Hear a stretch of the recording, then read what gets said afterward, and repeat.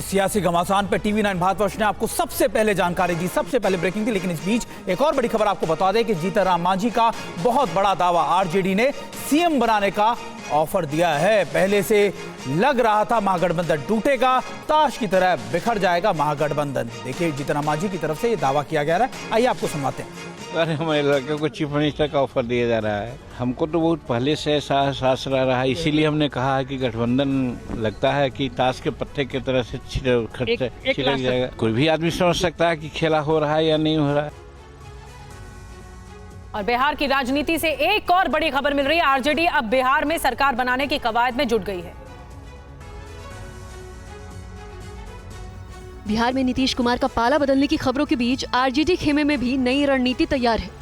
अगर नीतीश कुमार महागठबंधन से अलग होते हैं तो आरजेडी विधायकों की परेड करा सकती है। राज्यपाल के सामने सबसे बड़ी पार्टी होने का दावा पेश करने के लिए विधायकों की परेड कराने की रणनीति बनाई गई है। मौजूदा विधानसभा में राष्ट्रीय जनता दल 79 विधायकों के साथ सबसे बड़ी पार्टी है। कांग्रेस के 19 और लेफ्ट पार्टियों के 16 विधायक हैं, जबकि एक विधायक AIMIM का है। इन विधायकों को मिलाकर आरजेडी खेमे में विधायकों की संख्या 115 पहुंच जाती है, जो कि 243 विधायकों वाली बिहार विधानसभा में बहुमत के आंकड़े से 7 कम है। सूत्रों के मुताबिक सरकार बनाने के जोड़ तोड़ में लगी आरजेडी ने जीतन राम मांझी को ऑफर दिया है। जीतन राम मांझी की पार्टी के 4 विधायक हैं। इन चारों विधायकों के समर्थन से आरजेडी बहुमत के करीब पहुंच जाएगी। सूत्रों के मुताबिक HUM को अपने खेमे में लाने के लिए आरजेडी की तरफ से जीतन राम मांझी के बेटे को डिप्टी सीएम बनाने का ऑफर दिया गया है। हालांकि टीवी9 से मांझी के बेटे ने कहा कि उनका दल एनडीए के साथ है और एनडीए को उनका समर्थन जारी रहेगा। दरअसल सरकार बनाने में जीतन राम मांझी एक बड़ा भूमिका निभा सकते हैं। और इस बीच एक और बड़ी खबर आपको बता दें कि नीतीश और तेजस्वी के बीच बढ़ती दूरियों की आज एक और तस्वीर सामने आई। गणतंत्र दिवस समारोह में सीएम की बगल वाली कुर्सी खाली होने के बावजूद तेजस्वी दूर जाकर बैठे। देखिए पूरी खबर। गणतंत्र दिवस समारोह में मुख्यमंत्री के बगल में उप मुख्यमंत्री की कुर्सी खाली रह गई, जबकि तेजस्वी यादव नीतीश से दूर स्पीकर अवध बिहारी चौधरी के पास बैठे रहे। राज्यपाल को विदा करते वक्त नीतीश कुमार और तेजस्वी यादव आसपास खड़े तो दिखाई दिए, मगर बातचीत तो दूर, दोनों ने एक दूसरे को देखा तक नहीं। नीतीश कुमार राज्यपाल के जाने के बाद तेजस्वी यादव की तरफ देखे बगैर आगे बढ़ते चले गए। ऐसे में जेडीयू और आरजेडी में जारी सियासी कोल्ड वॉर के बीच इन तस्वीरों ने बिहार में महागठबंधन सरकार के भविष्य पर बड़ा सवाल खड़ा कर दिया है। बिहार की सियासत एक बार फिर करवट बदल रही है। जेडीयू ने अपने सभी सियासी और चुनावी कार्यक्रम रद्द कर दिए हैं। 28 जनवरी को होने वाली महाराणा प्रताप रैली भी रद्द की गई है। पटना के मिलर स्कूल ग्राउंड में होने वाली महाराणा प्रताप रैली को खुद नीतीश कुमार संबोधित करने वाले थे। बिहार में जारी सियासी घटनाक्रम के बीच सीएम नीतीश कुमार ने जेडीयू के सभी विधायकों को पटना बुला लिया है। और बिहार की उठापटक पर नेता विपक्ष विजय सिन्हा ने कहा है कि राजनीतिक हालात पर केंद्रीय नेतृत्व की नजर है। सामूहिक विचार के बाद ही कोई फैसला होगा। सामूहिक फैसला राष्ट्र राज्य के हित में ही होगा। बिहार पर बीजेपी बड़ा फैसला लेने से पहले सभी पहलुओं पर मंथन करने में जुटी है। बीजेपी सूत्रों के मुताबिक बिहार में सरकार बनाने के लिए कोई हड़बड़ी या जल्दबाजी में फैसला नहीं होगा। बीजेपी सूत्रों के मुताबिक सिर्फ जेडीयू के नेता जल्दबाजी दिखा रहे हैं। बीजेपी अगर जेडीयू के साथ गठबंधन में आती है तो वो अपनी शर्तों पर नीतीश कुमार के साथ सरकार बनाएगी। बीजेपी का केंद्रीय नेतृत्व बिहार के स्थानीय नेताओं से नीतीश कुमार से गठबंधन करने पर रायशुमारी करेगी। बीजेपी का केंद्रीय नेतृत्व पार्टी के बिहार इकाई से जानना चाहता है कि आखिर भविष्य के लिए नीतीश कुमार के साथ गठबंधन कितना हितकारी और फायदेमंद रहेगा।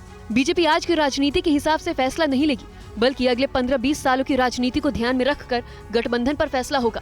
बिहार विधानसभा में नेता विपक्ष विजय कुमार सिन्हा ने भी बीजेपी की इस रणनीति के संकेत दिए हैं। राजनीतिक घटना चक्र पर हमारा केंद्रीय नेतृत्व का नजर है और केंद्रीय नेतृत्व मेरा सक्षम है। सामूहिक नेतृत्व है और सामूहिक नेतृत्व बहुत गंभीरता से विचार करके ही कोई निर्णय लेंगे। और वहीं नीतीश कुमार पर पशुपति पारस का भी बड़ा बयान आया है। नीतीश कुमार एनडीए में आए तो उनका स्वागत है और व्यक्ति नहीं समय बलवान होता, ये भी उन्होंने कहा है। अब तो नीतीश जी के पास तो कुछ गेम बचा नहीं है। अब वो निसहाय हो गए हैं, बेसहाय हो गए। ऐसे में बुलाएंगे उनको एनडीए में? हम तो स्वागत करते हैं, नीतीश जी आवे, हम स्वागत करते हैं। और आज ने देर न सवेर वो आएंगे नीतीश जी को। देखिए, मैं बार बार कहता हूँ कि व्यक्ति बलवान नहीं है, समय बलवान है। समय का इंतजार करिए, जो भी होगा वो अच्छा होगा। और वहीं एलजेपी यानी लोक जनशक्ति पार्टी आर रामविलास के अध्यक्ष चिराग पासवान ने टीवी9 से कहा है बिहार में सियासी उलटफेर निश्चित है। चिराग पासवान का कहना है उलटफेर की चर्चाओं में दम है, मैंने अपने सारे कार्यक्रम रद्द किए हैं, बीजेपी से हमारी बातचीत चल रही है। बिहार की सियासत में क्या होने वाला है, कुछ अंदाजा है आपको? देखिए, अंदाजे तो कई हैं और चर्चाएं भी कई संभावित परिस्थितियों को लेकर चल रही है। गठबंधन के भीतर भी चल रही है, मीडिया के माध्यम से भी कई जानकारी हम लोग के पास आ रही है। लोक जनशक्ति पार्टी रामविलास एक पैनी नज़र इन तमाम परिस्थितियों पर रखे हुए है और मुझे लगता है कि जैसे ही परिस्थितियां क्लियर आउट होंगी, एक स्थिरता आएगी, लोक जनशक्ति पार्टी रामविलास भी अपना रुख स्पष्ट तौर पे रखेगी। क्यों अभी ये स्पष्टता में झिझक किस बात की है? अगर नीतीश कुमार एनडीए की तरफ आते हैं तो आपकी स्वीकार्यता? बहुत अगर मगर से उलझा हुआ ये प्रश्न है। मुझे लगता है कि कोई आधार नहीं होगा इनके जवाबों का।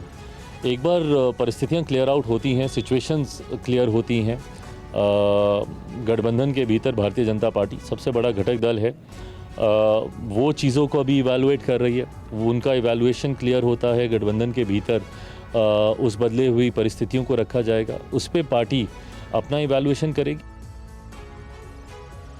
आपने चिराग पासवान को सुना, कह रहे थे कि अभी भी उनकी पार्टी इवैल्यूएट कर रही है कि आखिरकार क्या कुछ होगा। दरअसल बिहार में सियासी बदलाव की हलचल बहुत ज्यादा तेज हो गई है। सभी पार्टियों में बैठकों का दौर जारी है। दिल्ली में बिहार पर बीजेपी का भी फिर मंथन किया जा रहा है। बिहार बीजेपी प्रभारी कल पटना जाएंगे। बीजेपी ने भी सभी विधायकों को पटना बुलाया है। बीजेपी ने सभी जिलाध्यक्षों को भी पटना बुलाया, यानी लगातार कल एक बड़ी बैठक होगी बीजेपी की भी बिहार में।